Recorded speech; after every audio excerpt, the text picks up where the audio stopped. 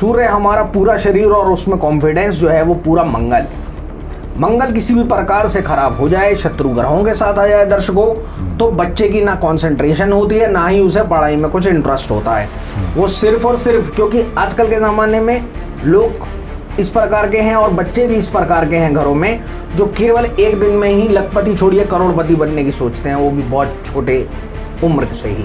अच्छा। उसका कारण ही यही है कि मंगल खराब हो जाता है। मंगल डैमेज हो जाने से दर्शकों बच्चे में कंसंट्रेशन भी नहीं होती, ना उसमें वो वाली पेशेंस होती है कि वो एक एक कदम करके प्रोग्रेसिवली आगे बढ़े। इस प्रकार से अलग अलग ग्रहों से भी हम प्रोफेशन बता के आपको एक पाथ दे देते हैं कि आपको लाइफ में अब यही कार्य करना है, और उस ग्रह को अगर हम उत्तम कर देते हैं तो आपको लाइफ में बड़ी बड़ी समस्याएं नहीं आती। अनुकूलता के आधार पे अपने कैरियर का हम चयन कर सकते हैं। अब चंद्रदेव पानी के कारक हैं, तो ऐसा इंसान, क्योंकि ये शनिदेव का घर हो गया 10वां घर, और वहाँ चंद्रदेव विराजमान है, तो ऐसा व्यक्ति अगर केमिकल्स के काम में जाए, किसी भी प्रकार से, अगर हम शॉप की भी बात करें तो अगर वो केमिकल्स का काम करे, या जिस प्रकार से इन्वर्टर्स के अंदर जो लिक्विड डलता है उसका काम करे, लिक्विड की उस प्रकार की चीज़ों का काम करे जिसमें हम घर को भी सुसज्जित करते हैं, अगर इसमें थोड़ा शुक्रदेव एडिट है तो, जैसे ये सफ़ेदी और डिस्टेम्पर वगैरह के काम होते हैं, यानी लिक्विड का काम उसके लिए बहुत ज़्यादा अच्छा रहेगा। हमारी जो मूल पढ़ाई का ग्रह है वो चंद्रदेव है।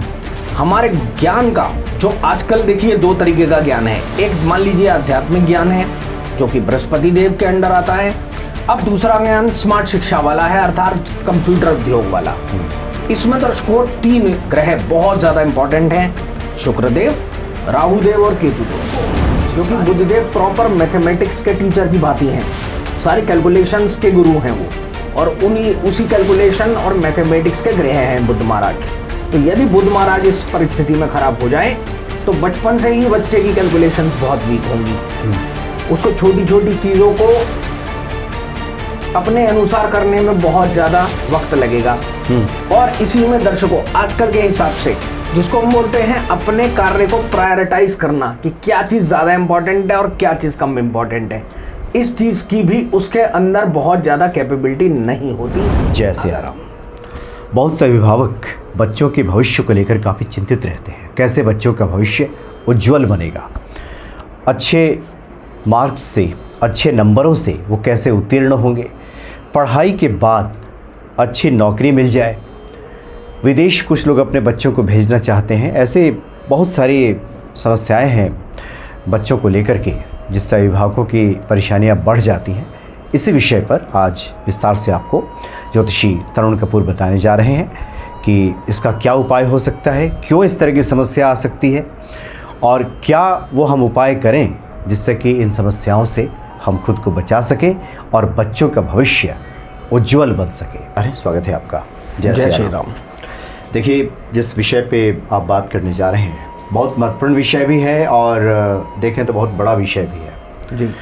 जैसे कि हमने कहा कि हर कोई चाहता है कि जो हमारा भविष्य है वो संवरे, और जो बच्चे हैं वही तो भविष्य है, देश का, परिवार का भविष्य वही है। बिल्कुल। तो यही सब शुरू करना चाहते हैं कि ये बताइए कि कई बार पढ़ाई में समस्या आ जाती है बच्चों को। अभी आपसे बातें हो रही थी, आप कह भी रहे थे कई तरह की समस्याएं आ जाती हैं। तो ये क्यों होता है ऐसा कि इस तरह की दिक्कत आने लगती है? मनोज जी देखिए, अगर हम ग्रहों की बात करें तो इसमें हम जो सबसे पहले जिस ग्रह को देखते हैं वह है चंद्रदेव। अच्छा। ये किसी भी तरीके से दर्शकों अपने शत्रु ग्रहों के द्वारा यदि खराब हो जाए, या राहु केतु शनिदेव की डिग्री इनसे ज्यादा हो और ये एक ही घर में बैठ जाए कुंडली के 12 घरों में कहीं पर भी, तो चंद्रमा पीड़ित हो जाते हैं। अच्छा। जैसे सब लोग जानते हैं कि चंद्रदेव का मेल राहुदेव के साथ अर्ध चंद्र ग्रहण बनाता है, केतुदेव के साथ यह पूर्ण चंद्र ग्रहण बनाता है, और शनिदेव के साथ यह विषतोष बनाता है। शुरू में ही चंद्रदेव खराब होने से शुरू के 6 सालों के अंदर ही, हमने दर्शकों पहले भी आपको बताया है, अगर केवल 6 वर्ष की उम्र से ही बच्चे को बहुत छोटी उम्र से ही पढ़ाई लिखाई में तकलीफ है, जिसके अंदर उसे सबसे पहले तो छोटी उम्र में चश्मा लग गया। अच्छा। उसके अलावा उसकी सोच भी, क्योंकि माइंड का डेवलप होने का जो पूरा मेथड है वो चंद्रदेव से होता है, क्योंकि 70% ये हमारी बॉडी के अंदर है। अच्छा, कोई भी बच्चा चूंकि 6 साल में पहले क्लास में जाता है, जी। क्लास 1 में उसका एडमिशन होता है, जी बिल्कुल। तो इस तरह की जो दिक्कत आती है, आप कह रहे हैं कि चंद्र अगर पीड़ित हो तो समस्या आने लगती है, पहले तो चश्मा चढ़ जाता है। हाँ, और दर्शकों इसमें बहुत इंपॉर्टेंट चीज़ है, अगर मान लीजिए बचपन से ही उस बच्चे की खास तौर पे आंखें टेढ़ी हैं, उसमें भैंगापन है, या कुछ भी जिसको हम शुद्ध हिंदी में कहते हैं बच्चा टेढ़ा या टपंका दिखता है, तो ये भी एक बहुत बड़ी इंडिकेशन होती है कि चंद्रदेव जन्म कुंडली में खराब है। इसीलिए ये जो आई बॉल है, इसकी जो विजन है वो 6/6 नहीं है। अच्छा। तो ये एक इंडिकेशन होता है कि चंद्रदेव कहीं ना कहीं पीड़ित है। अगर कोई तिरछा भी या टपंका दिखता है, भैंगा दिखता है, तो उससे ये पता चलता है कि कहीं ना कहीं चंद्रदेव और शुक्रदेव दोनों ही खराब हैं। अच्छा, तो इस तरह की समस्या एक तरह से कहें तो बचपन से शुरू हो जाती है। ये एक इंडिकेशन होता है कि चंद्रमा खराब है। जिनके पास कुंडली नहीं है, हमने उपाय करा के भी इसके इलाज करवाए हैं। जैसे ही चंद्रदेव खराब होता है दर्शकों, बच्चे के अंदर पढ़ाई को गैस्प करने की जो पावर होती है वो कम हो जाती है। मनोज जी, ग्रहण करने की जी, उसके पढ़ाई समझ नहीं आती और अपने साथ वाले विद्यार्थियों के साथ वो पढ़ाई में पीछे ही रहता है। घर में ऐसी परिस्थिति में अलग अलग जगह ट्यूशन लगाई जाती है, अलग अलग जगह कोचिंग का व्यवस्था की जाती है, परंतु बच्चा बहुत ज़्यादा दर्शकों उत्तीर्ण नहीं हो पाता अगर चंद्रदेव के साथ खास तौर पे राहु, केतु या शनिदेव आ जाए। अच्छा, जिसको हम बोलते हैं बच्चा बहुत ज़्यादा डिस्ट्रैक्टेड रहता है। इसके अतिरिक्त एक और ग्रह बृहस्पति देव, ज्ञान के देवता, ये भी अगर किसी भी तरीके से दर्शकों खास तौर पे परम शत्रु राहुदेव के साथ आ जाएं, तो एक तो ये मनोज जी गुरु चांडाल दोष का निर्माण कर देते हैं। और ये भी अगर कुंडली में 12 घरों में हो और उस वक्त पर अगर चंद्रदेव भी केतु के साथ या शनि के साथ या इसी राहुदेव के साथ हो, तो बहुत बड़ी समस्याएं आती हैं। इंसान को बचपन से ही भाषा ज्ञान में बड़ी दिक्कत आती है। इसकी इंडिकेशन यह होती है मनोज जी, काफ़ी लोगों की शुरू से ही लिखने में जिनकी दर्शकों बहुत ज़्यादा स्पेलिंग मिस्टेक्स होती हैं, या जैसे कई पिक्चरों में भी दिखाया गया है जिन बच्चों को बचपन से ही डिसलेक्सिया तक की भी दिक्कत आ जाती है, क्योंकि हमारे साथ विदेश के बहुत लोग जुड़े हुए हैं, उन बच्चों में ये बहुत ज़्यादा प्रॉब्लम हमने देखी कि वहाँ एजुकेशन एकदम प्राइमरी लेवल से ही बच्चा बहुत ज़्यादा लो है। अच्छा। और उसको बड़ी बड़ी समस्याएं हैं इन चंद्रदेव या बृहस्पति देव के खराब होने से। और बचपन से ही अगर इसके उपाय कर दिए जाए तो बच्चा धीरे धीरे अपनी गैस्पिंग पावर बढ़ाएगा, पढ़ाई को ग्रहण भी करेगा, उसका मन भी लगेगा और उसका रिजल्ट भी अच्छा आएगा। अच्छा, आमतौर पे ये जो व्यवहारिक दिक्कत लोग समझ पाते हैं वो तब समझते हैं जब बच्चा 9th 10th में पहुंचता है। बिल्कुल, क्योंकि 8वीं तक तो ग्रेड मिलता है, हर बच्चा पास ही हो जाता है, तो गार्जियंस पे ध्यान नहीं देते, अभिभावक भी ध्यान नहीं देते।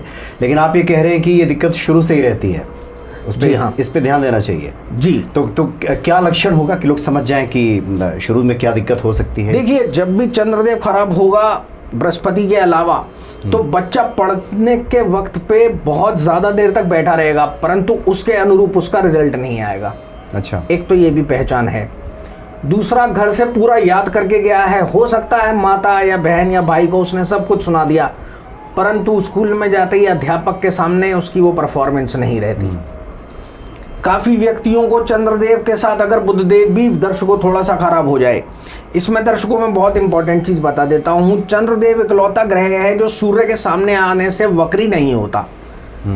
उसको तो हम पूर्णिमा का चंद्रमा बोलते हैं। जब भी पूर्ण सूर्य पूरे चंद्रमा के सामने हो तो इसमें चंद्रमा वक्री नहीं होता। ऐसे बच्चे बल्कि पढ़ाई में बहुत तेज होते हैं। अब इसके ही बराबर में जैसे हम जो बुधदेव की बात कर रहे हैं मनोज जी, जिनका भी बुधदेव या तो अस्त हो जाए या वक्री हो जाए, उनको, जो कि बुधदेव प्रॉपर मैथमेटिक्स के टीचर की भांति हैं, सारी कैलकुलेशंस के गुरु हैं वो, और उसी कैलकुलेशन और मैथमेटिक्स के ग्रह हैं बुध महाराज।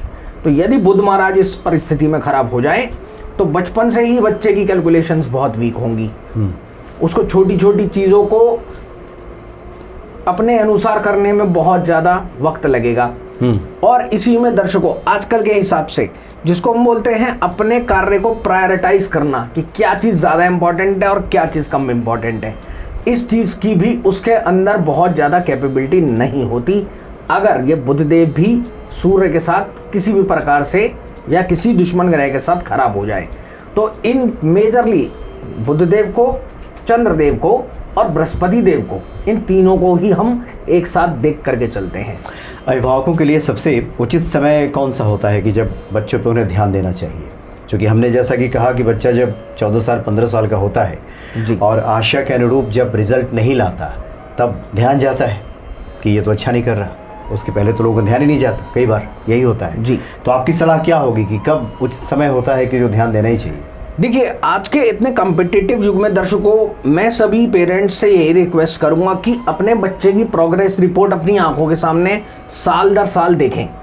उसके अंक ज्यादा आ रहे हैं या नहीं आ रहे, ये नहीं, अच्छा। उसकी इंटरपर्सनल ग्रोथ कितनी है, वो आगे आगे जाकर क्या करना चाहता है, पढ़ना भी चाहता है या नहीं पढ़ना चाहता, ये सब आपको अच्छे से देखना चाहिए।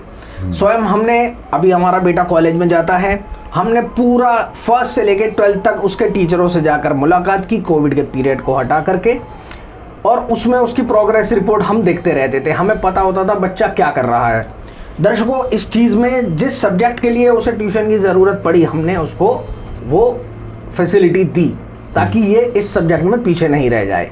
तो यहाँ पर पेरेंट्स को भी थोड़ा सा अपना होमवर्क करके चलना चाहिए। गुड पेरेंटिंग एक अच्छे फ्यूचर की ओर आपको लेके जाता है। नहीं, ये तो हो गया ये कि जैसे ट्यूशन दिलाना, कहाँ पढ़ाई में कमज़ोर है उस पर ध्यान देना, लेकिन ज्योतिषीय दृष्टिकोण से जो आप बात बता रहे हैं तो क्या इस पे भी ध्यान देना उतना ही आवश्यक है? हाँ जी, ज्योतिषीय दृष्टि से इसको देखना बहुत ज़्यादा ज़रूरी है दर्शकों, क्योंकि अगर किसी भी तरीके से चंद्रदेव, बृहस्पति देव या बुधदेव खराब हैं और इसकी जैसे हम इंडिकेशन की बात करते हैं, मान लीजिए बच्चा समय से पहले ही उन चीज़ों में इन्वॉल्व हो रहा है जिसमें उसे नहीं होना चाहिए, या फिर उसका ज़्यादा ध्यान बातों में है रेदर देन पढ़ने के अंदर, और वो पढ़ाई ना करने के बहाने खोज रहा है, तो थोड़ा सा पेरेंट्स को सतर्क हो जाना चाहिए। इसके अलावा अगर बच्चा पढ़ने वक्त ही बोले कि मुझे बार बार नींद आ रही है, अच्छा, एक ये अक्सर बहुत लोगों की शिकायत आई है हमारे पास कि इसको कैसे ठीक करें, तो हमने जब ज्योतिषीय उपाय कराए तो ठीक हो गया। तो उसके अतिरिक्त बच्चा बार बार पढ़ाई से उबक जाता है और वो इधर उधर ही दौड़ता रहता है, यानी उसकी कंसंट्रेशन नहीं है और वो एक जगह बैठ करके पढ़ाई नहीं कर रहा, या पढ़ाई उसके दिमाग में नहीं जा रही, या उसका इंटरेस्ट नहीं है, तो ये सब इंडिकेशंस आपको ध्यान देने पड़ेंगे। अच्छा, कोई कहे कि देखिए चंद्रदेव की स्थिति चाहे कुछ भी हो, हम एक की जगह 2 ट्यूशन लगा लेंगे, ज्योतिषोपाय करने की आवश्यकता है, तब क्या होगा? देखिए, आप ज़बरदस्ती भी अगर बच्चे पे ओवर प्रेशर डालेंगे तो वो पहले ही पढ़ने के लिए तैयार नहीं है। उसको ज़बरदस्ती 2 टीचर्स और स्कूल के टीचर्स के साथ पढ़ने में कोई फ़ायदा नहीं है, क्योंकि ये चीज़ बच्चे के अंदर से आनी चाहिए। दर्शकों, अगर इसमें भी थर्ड पॉइंट यही है, अगर बच्चा पढ़ते वक्त इरिटेट होता है ज़्यादातर, तो भी एक यह इंडिकेशन है कि इसका कंसंट्रेशन ठीक नहीं है और कंसंट्रेशन का कारक ग्रह मंगल कहीं ना कहीं खराब है। तो इसके लिए बहुत ज़्यादा ज़रूरी है कि बच्चे को पढ़ने की, बैठने की आदत डालें। में जो आत्मविश्वास की कमी होती है जी, वो क्या मंगल की वजह से होती है? बिल्कुल, मंगल मिश्रित सूर्य हमारा पूरा शरीर और उसमें कॉन्फिडेंस जो है वो पूरा मंगल किसी भी प्रकार से खराब हो जाए, शत्रु ग्रहों के साथ आ जाए दर्शकों, तो बच्चे की ना कंसंट्रेशन होती है, ना ही उसे पढ़ाई में कुछ इंटरेस्ट होता है। वो सिर्फ और सिर्फ, क्योंकि आजकल के ज़माने में लोग इस प्रकार के हैं और बच्चे भी इस प्रकार के हैं घरों में, जो केवल एक दिन में ही लखपति छोड़िए करोड़पति बनने की सोचते हैं, वो भी बहुत छोटे उम्र से ही। अच्छा। उसका कारण ही यही है कि मंगल खराब हो जाता है। मंगल डैमेज हो जाने से दर्शकों बच्चे में कंसंट्रेशन भी नहीं होती, ना उसमें वो वाली पेशेंस होती है कि वो एक एक कदम करके प्रोग्रेसिवली आगे बढ़े। अच्छा, तो उस चीज़ को देखना बहुत ज़्यादा ज़रूरी है। यानी इसको कह सकते हैं कि वो अति महत्वाकांक्षी भी हो जाता है। बिल्कुल, वो सीढ़ी दर सीढ़ी ना चढ़ के वो इतनी बड़ी महत्वाकांक्षा उसकी हो जाती है कि वो जब नहीं मिलता तो फिर उसके बाद फिर उसकी स्थिति। और देखिए, अगर बच्चे में शुरू से ही इस प्रकार की इरिटेशन की भावना है या फिर वो बहुत ज़्यादा ओवर कॉन्फिडेंट भी है, तो यहाँ पर भी ये चंद्र और मंगल दोनों ही खराब हैं। अच्छा, चिड़चिड़ापन होगा तो इसका मतलब there is water imbalance in the body, अर्थात चंद्रदेव खराब है। अच्छा, इसके उपायों के बारे में हम लोग आगे चल करके बात करेंगे जी। अभी तो आपने चर्चा की कि क्या समस्या है, उसका योग क्या है, किस ग्रहों का योग है जिससे समस्या सामने आई है, विफलता। एक बात और आती है कि अब पढ़ाई तो पूरी हो गई जी, उसके बाद अब नौकरी में समस्या आ रही है, रोज़गार ही नहीं मिल रहा, नौकरी ही नहीं मिल रही, पढ़ाई तो अच्छे से पूरी हो गई और डिग्रियां अच्छी आ गई जी। नंबर भी अच्छे आ गए, लेकिन जिस अपेक्षा के साथ पढ़ाई की गई थी उसका जो उचित प्रतिफल मिलना चाहिए वो नहीं मिल रहा। ये क्यों होता है? इसमें देखिए दर्शकों, मनोज जी देखिए, इसमें मैं 2 चीज़ों की बहुत इंपॉर्टेंट बात करूंगा। बहुत ही ज़्यादा अच्छा प्रश्न है ये। इसमें देखिए जन्म कुंडली का 10वां घर जो कि हमारा प्रॉपर प्रोफेशन का होता है, और छठा घर जो नौकरी का होता है। अच्छा। अगर इसमें परस्पर शत्रु ग्रह बैठ गए, मान लीजिए छठे घर में सूर्य बैठ गया और दशम घर में शनिदेव बैठ गए, राहु केतु बैठ गए, तो ये एक इंडिकेशन देता है कि नौकरी में थोड़ी सी प्रॉब्लम रहेगी। इसी प्रकार से हालांकि दोनों अपनी अपनी जगह पर ठीक है।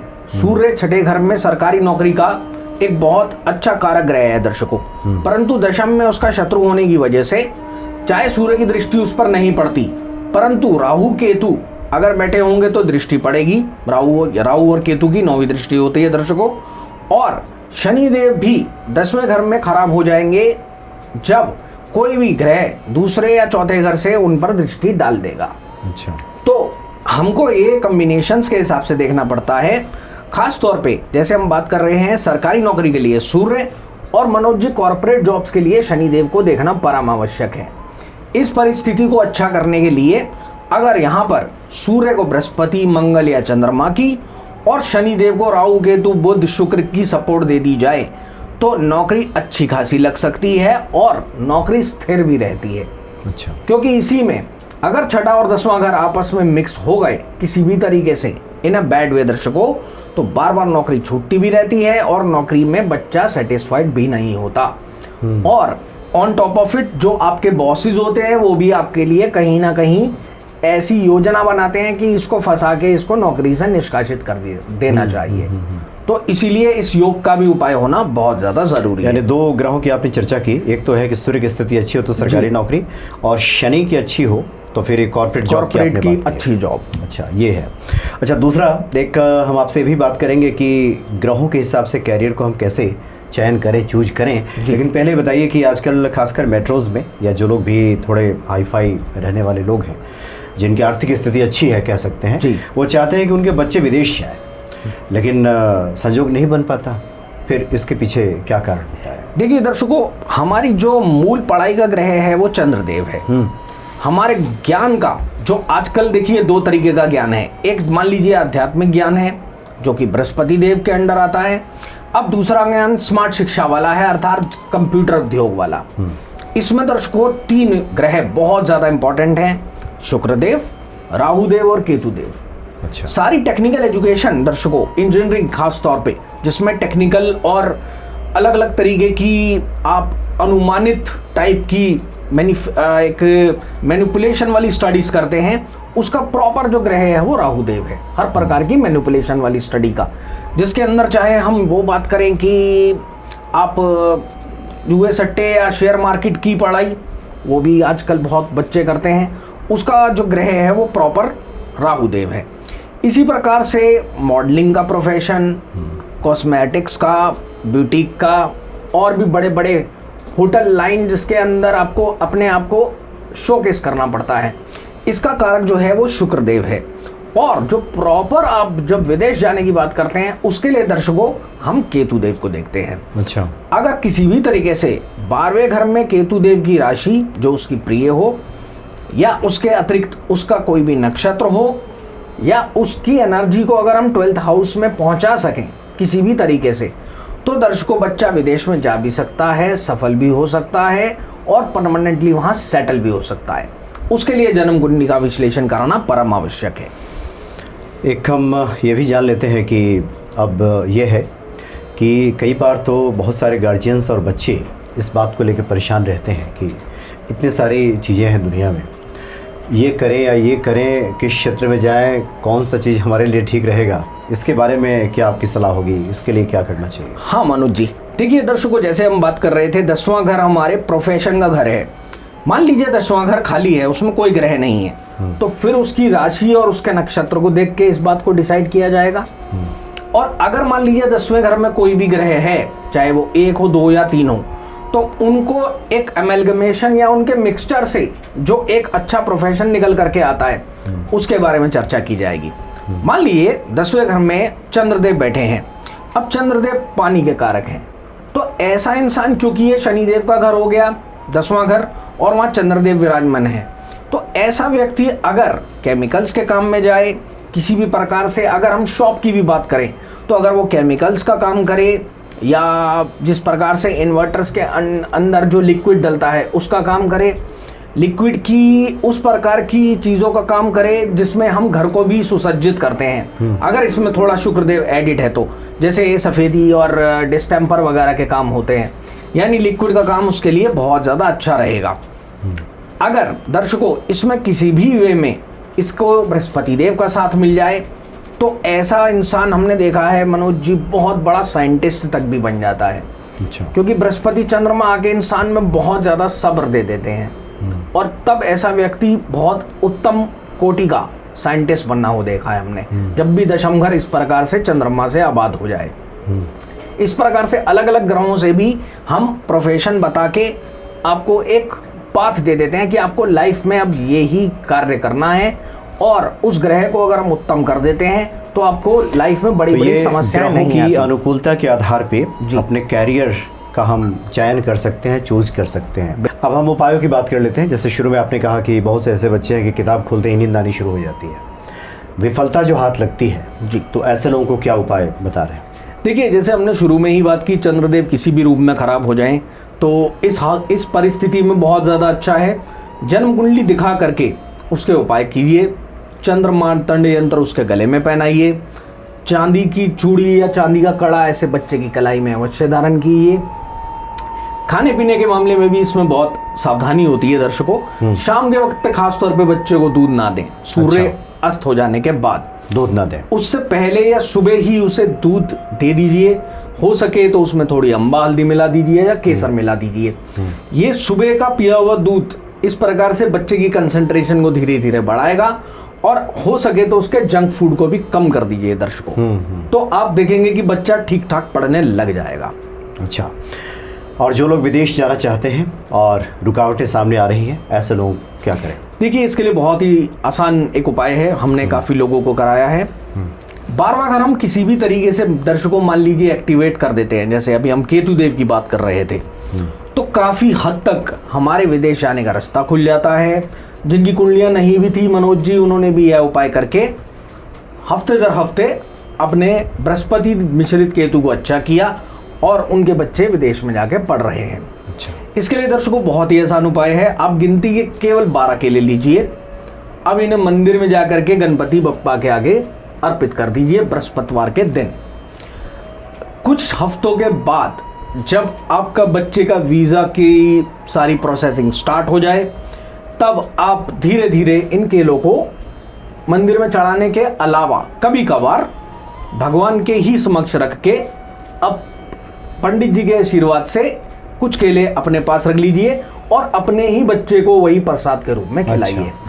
इससे आपका बृहस्पति मिश्रित केतु एक्टिवेट होगा और जो हम जिसको बोलते हैं बाई ईयर जाने का रास्ता, वो बृहस्पति देव होता है, वो आपका ओपन होगा और केतु देव इसके साथ मिलने से 100% विदेश में जाके पढ़ाई होना, और जिसको हम बोलते हैं साइंटिस्ट के लेवल की पढ़ाई, वो केतु देव करवाते हैं। मतलब बृहस्पति और केतु का एक्टिवेट होना, जागृत होना जी आवश्यक है, बहुत ज़्यादा। अब नौकरी में सफलता जो नहीं मिलती, पढ़ाई तो अच्छी हो गई जैसा कि हमने शुरू में कहा, सब कुछ ठीक है, लेकिन नौकरी जैसी मिलनी चाहिए वैसे मिल नहीं रही, या रोजगार कर रहा है व्यक्ति, तो उसके लिए क्या उपाय होगा?